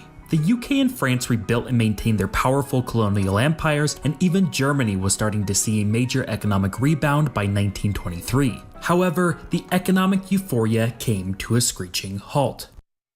It was panic. 16.5 million shares of stock sold in a single day. Sold hopelessly, desperate, at any price. The market crash of 1929 and subsequent Great Depression steamrolled the global economy. US industrial production plummeted by 47% and unemployment soared to 20%, decimating the growth of the prior decade. Every major economy experienced incredible contractions to their outputs, incomes, and workforces. Well, except for one. Largely cut off from global economic banking and trade, as well as not being subject to demand shocks, the Soviet Union was a single country that didn't just get through the Great Depression, but thrived. Rather than contracting, the Soviet economy continued its dramatic economic and industrial boom, increasing its total industrial output between 1929 and 1934 by a whopping 50%, all while maintaining effectively zero unemployment. In light of such a major economic downturn and contrast, some Western economists praised the Soviet communist system, with some going as far as to claim its superiority over Western capitalism. In just a span of 40 years, the Soviet Union went from being a backwards, impoverished agricultural monarchy to being the defeater of fascism, the first to launch a satellite and man into orbit, and the largest sole proprietor of weapons of mass destruction ever. The Soviet Union catapulted itself onto the world stage as just one of the two remaining superpowers, yielding the largest military and second largest economy. However, as quickly as it arose, the Soviet Union collapsed as a result of its crumbling economy. But why? How is the once envied Soviet economy now in ruins, only to have left a bloodied print on human history? This is the story of the Soviet economy. To truly understand the Soviet economy and the path it ultimately took, we need to first understand the fundamental forces and conditions that caused it to arise in Russia in the first place. To do this, we have to travel all the way back to the 14th century. Following the fall of the Roman Empire, the dominant form of European governments was feudalism. Feudalism was a system in which a king would personally own all the land in the country. To maintain control and security, the king would then divide up the land and distribute it to a class of lords. In return for the land, the lords would then provide military for the king when needed. The lords would then make use of their holdings by forcing the vast peasant population to pay for living and working on the land by paying heavy taxes and performing extensive unpaid labor. This was called serfdom, and the peasants, known as serfs, were tied to the land, meaning they were not allowed to move away without the lord's consent. This system was designed to exploit the vast lower class and have the small amounts of wealth produced to trickle upwards to the elites. A system that acts in this way is known as an extractive economic system, and it is held in place by an extractive political system. The political system in this case was simple. The only people with control to change things in the country were the small group of lords and kings. Therefore, it was nearly impossible for the peasant situation to improve, since the elites had a vested interest for things to stay the same, and for a long time, they did. However, in the year 1346, in the port city of Tana, where the Don River meets the Black Sea in modern-day Russia, the first known European case of bubonic plague, or Black Death, appeared. Having been spread from China via the Silk Road, the plague quickly swept across Europe, killing nearly 50% of the population anywhere it went. The extreme loss of life of the peasant population shook the foundations of the feudal system to its core. With a new massive scarcity of labor, suddenly the value of peasant labor had skyrocketed and thus the power to bargain. Faced with a shortage of workers, desperate lords across Europe started to try and steal one another's peasants by promising to require no extensive work and or reduce taxes. This resulted eventually in a near or in some places total abolishment of unpaid labor, significantly increasing peasants' living conditions, wealth, and eventually power to demand further changes. By 1351, the English government, in an attempt to maintain the power and wealth of the elites, instituted a statute that punished peasants with prison time if they moved from their current lord's land. This would have the effect of fixing wages and unpaid labor requirements to pre-plague levels. Not willing to see their newfound freedoms go away, this culminated in the 1381 Peasant Rebellion in England, which saw the rebels taking London. Eventually, the rebellion was put down by the king. However, there was never another attempt to enforce the statute. This happened all over Western Europe, effectively creating a new, more inclusive labor market. Opposite to an extractive economic system, an inclusive one does not rely on the desires of the upper class, but on the equilibrium of markets. Therefore, wages cannot be artificially lowered, but rather workers are paid based on their value to their employer. While in the case of Western European peasants after the plague, the system was by no means inclusive. However, it was importantly less extractive than before. This small gain in wealth caused a small gain in power to act and organize in the future. Over time, this compounded until, when the time was right, a broad coalition of workers, soldiers, businessmen, etc. could then rise up to make demands or even remake the system to be more inclusive. When a coalition is sufficiently broad, it makes it so no one single group is able to make a power grab to cement themselves as the new elite, becoming equally as tyrannical as the old ones. Eventually, this led to secure property rights, a crucially important foundational element for the Industrial Revolution, which supercharged national economies and living standards for all that lived in them. This was the story of economic development in Western Europe. However, it contrasted drastically with Eastern Europe.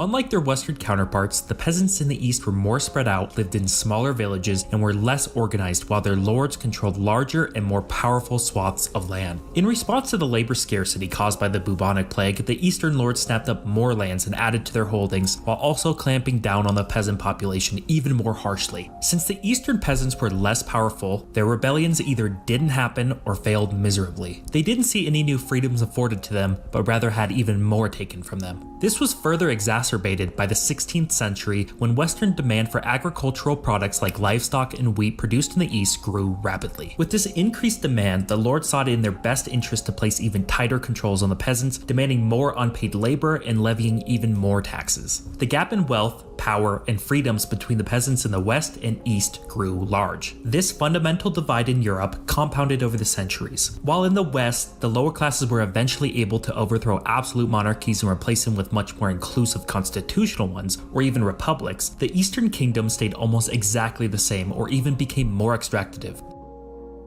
First in the British Isles, then in the US, and later in Western continental Europe, the Industrial Revolution began in the mid-18th century. Spurred on by fair legal systems and property rights on intellectual property, people could now profit off of discovering new inventions and processes without fear of someone robbing them of their ideas. This caused an explosion of new patents, inventions, and systems, which dramatically increased the productivities and efficiencies of industries and economies. For the first time in history, sustained economic growth occurred and the living standards of all increased exponentially. By the turn of the 20th century, powerful industrial manufacturing bases were established in Britain, France, Germany, and the United States. However, the Industrial Revolution was faced with staunch opposition in the Eastern countries that still maintained absolute monarchies and extractive systems like that of the Russian Empire. In the year 1850, Russia comprised 1/7 of the entire Earth's landmass, stretching from Germany all the way to Canada, yet its total economy was relatively small and its citizens still poor. This was not for without good reason. Russia was still based on the feudal system of the 14th century, meaning the king, known as the Tsar, had near total control over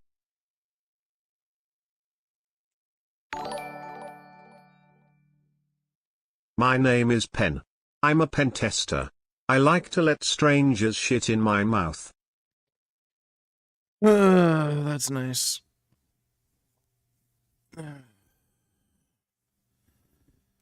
I like taking naps. Thanks for the donation, Pen. over his population, and the small nobility class exploited the poor by being in charge of the old traditional industries. The king and the elites feared the creative destruction that was brought on by industrialization. Creative destruction refers to the process of new inventions or systems that upend old industries and replace them with more efficient and productive ones, thereby taking wealth and resources away from the established elite class while also building a more powerful middle class that would be able to challenge the current system. Therefore, to keep control, the Tsar actively stopped industrialization, effectively curtailing economic growth during the 18th, 19th, and early 20th century. As a result, the Russian Empire was an extremely backwards, impoverished state which had very little in the way of freedoms for the population. Serfdom was finally abolished in the Russian Empire in 1861. However, it was replaced with a system that kept many of the same oppressions with little increase in quality of life. By this point, Russia was woefully behind the others in terms of heavy industry and military. Before 1853, the entire Russian Empire had only a single railway.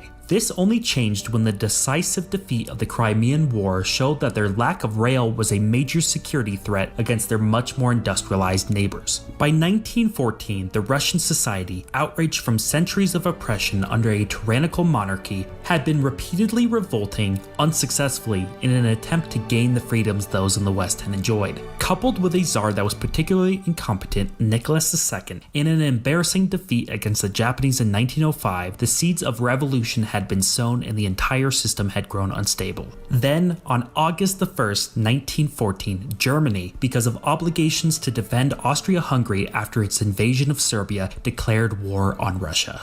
By 1917, Russia was losing badly to the Germans, its people were starving, its economy had collapsed, and its ruler, Nicholas II, had made some pretty terrible political decisions, like placing himself as the commander of the military while leaving his German wife in charge of the country. Protests erupted in Petrograd, soldiers began a mutiny, and Vladimir Lenin, the exiled head of the Communist Bolshevik Party, was smuggled into the country by the Germans, who had hoped would cause further internal conflict, which it did. Under enormous pressure, Tsar Nicholas II abdicated the throne, which had been held by his family for over 300 years.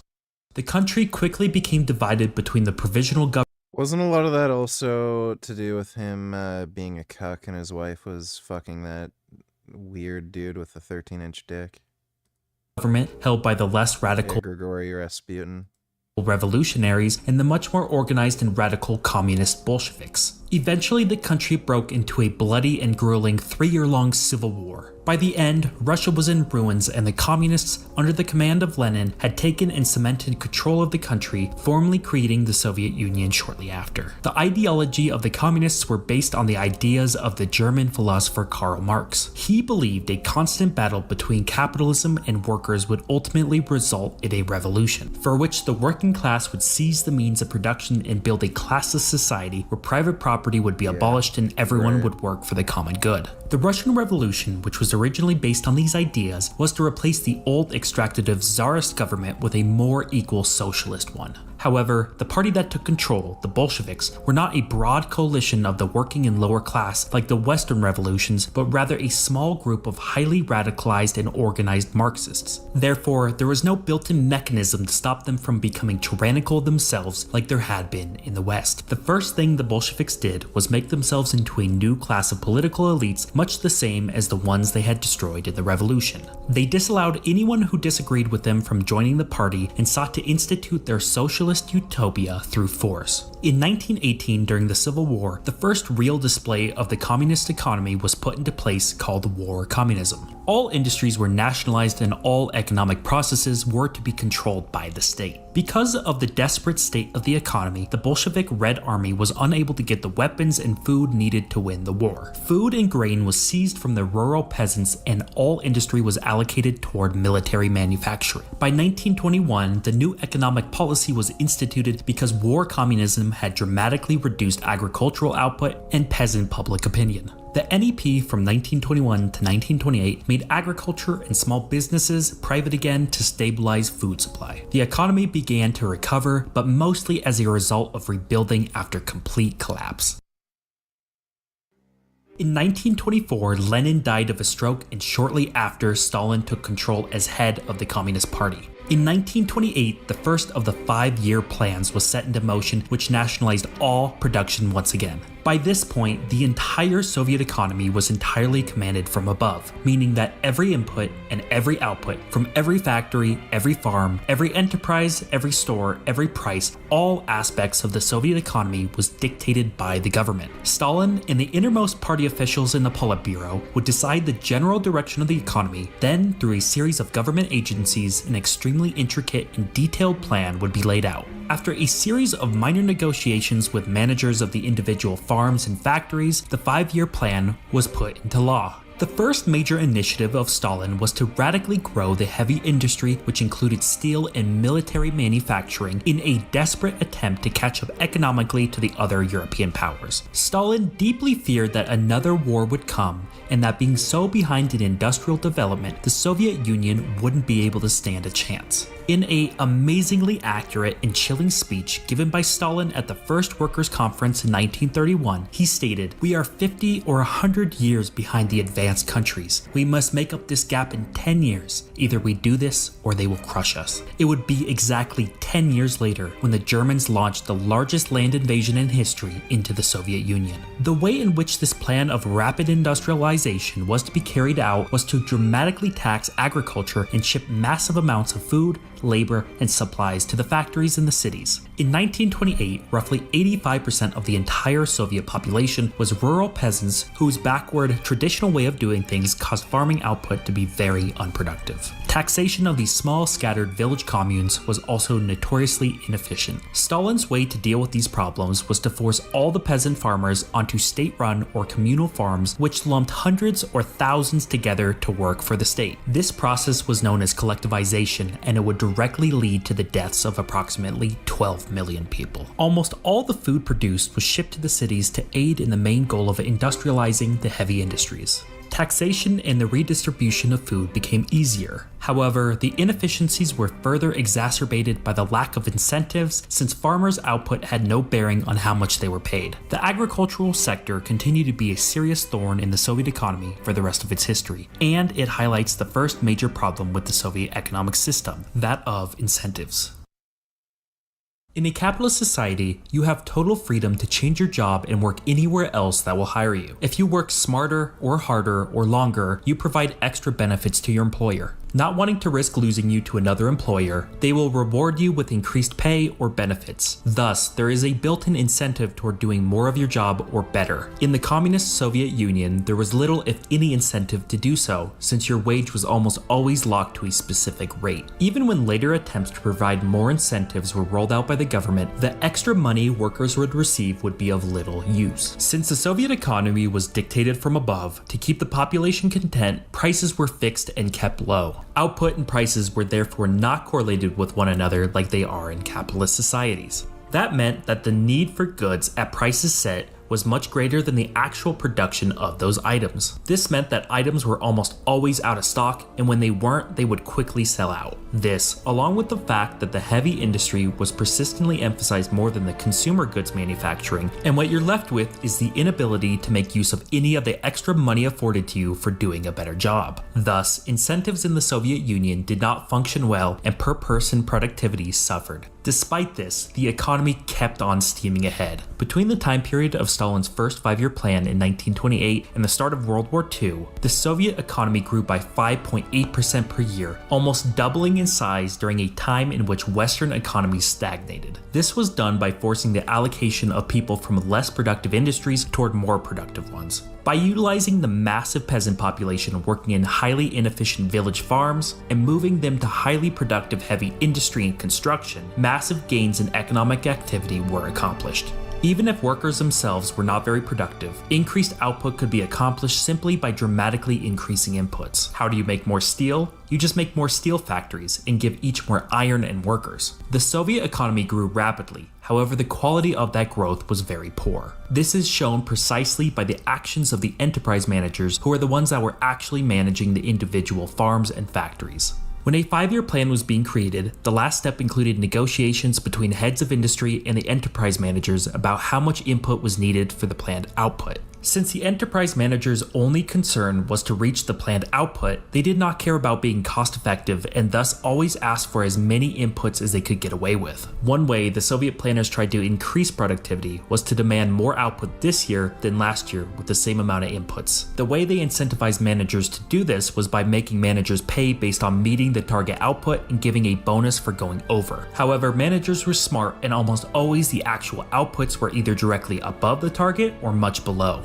This was for one major reason. While the managers would receive a bonus for producing more, they were also concerned about next year's pay. By producing well over the target this year, the planners would just make that output the target for next year, making the ability to get next year's pay that much harder. So if the target was achievable, the manager would stop producing when they reached it, or if it was out of reach, there was no reason to work for nothing, so they produced as little as they could get away with, hoping next year's target would be lowered. Inputs for a factory also included the total number of employees. Supply chains were also notoriously unreliable and sporadic. This meant that for much of the time, there was way too many workers with little to no work to be done. However, when supplies came, the excess labor was needed to pull through quotas. Therefore, enterprise managers would ask for as many employees as possible, never wanting to fire any workers, and even if they did, it was often difficult to do so since jobs were legally guaranteed in the Soviet economy.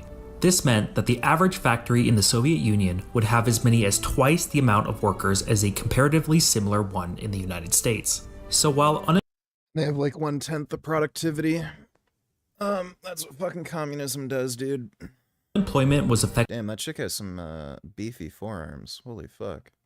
effectively zero, which is better than any capitalist society then and now, it was because of law and inefficiency rather than a byproduct of a more productive system. To make matters worse for productivity, when given new equipment that would eventually make the factory more productive, it would often end up going unused. This again was because of a lack of incentive by the enterprise managers to increase productivity. The enterprise manager would not profit off of this increased productivity, and he would personally risk not reaching target outputs this year since time would be needed to retrain and integrate the new equipment into the manufacturing line. Therefore, productivity gains were slow and stunted.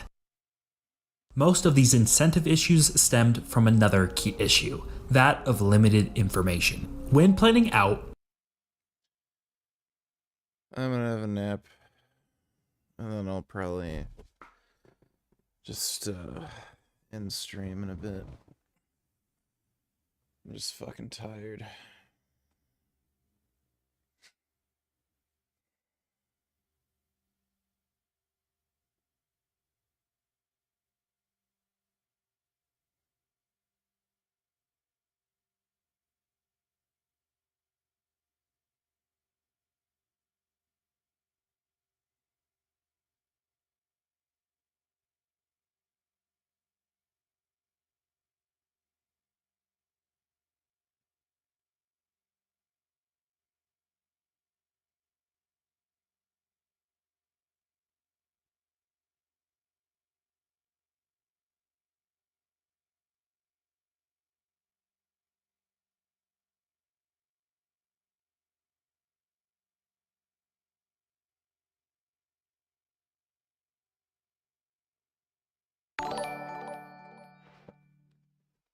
Your life was better when you had Jasmine.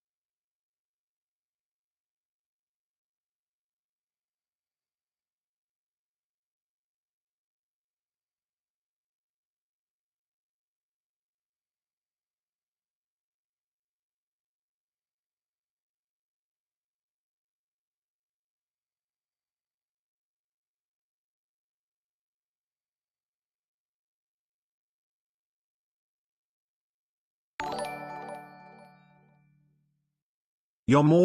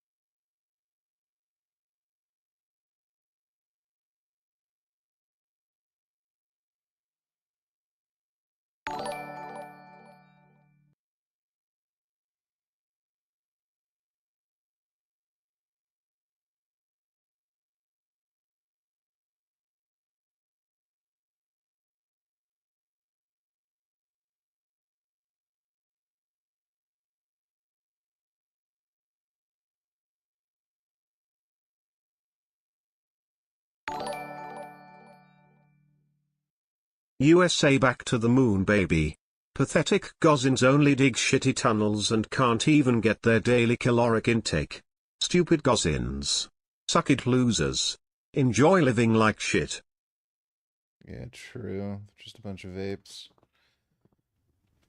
Thanks for the donation, USA #1.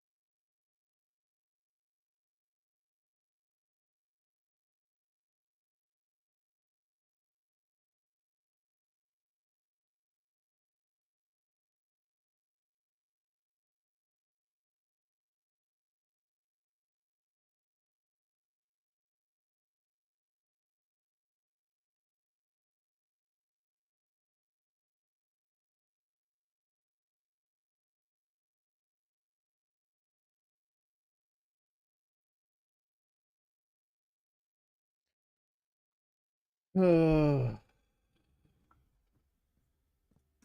man.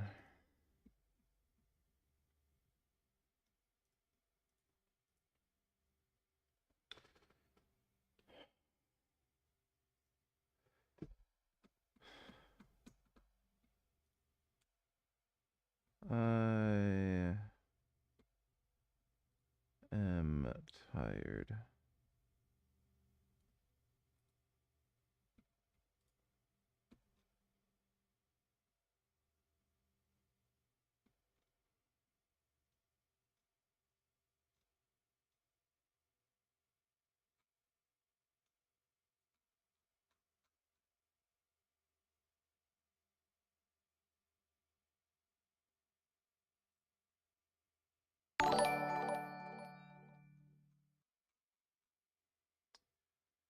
Dodo donate $2. Did you see this?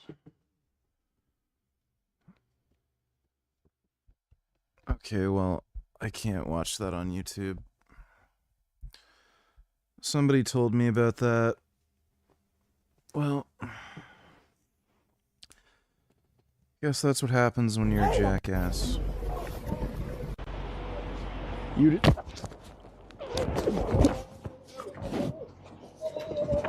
What the?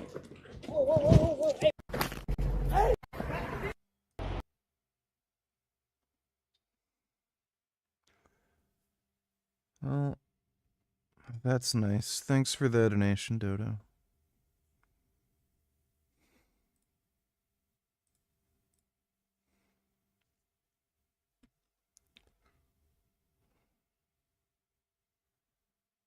Arc System Works. Do they only make fighting games?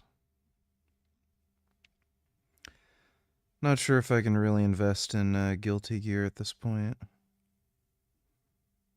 Yeah. It's like all Guilty Gear.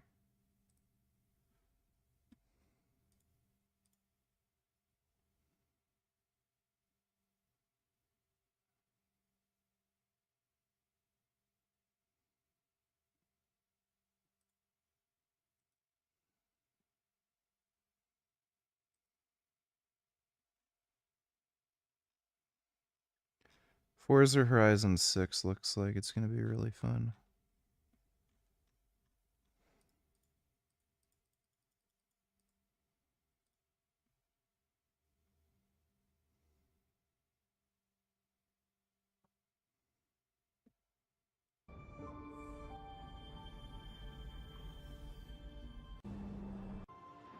While I was preparing to depart for Earth, the moonquake struck, damaging Edis.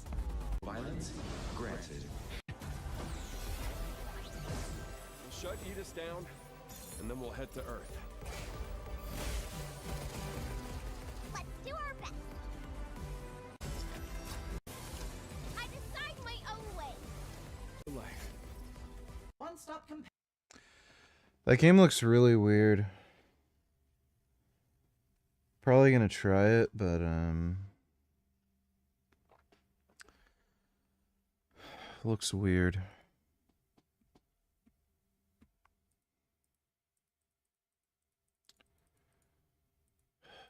Fuck.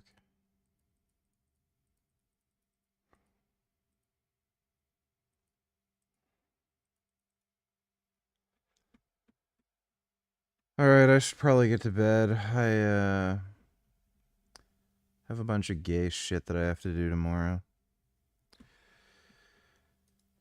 But I should be streaming tomorrow anyway, so I'll see you then.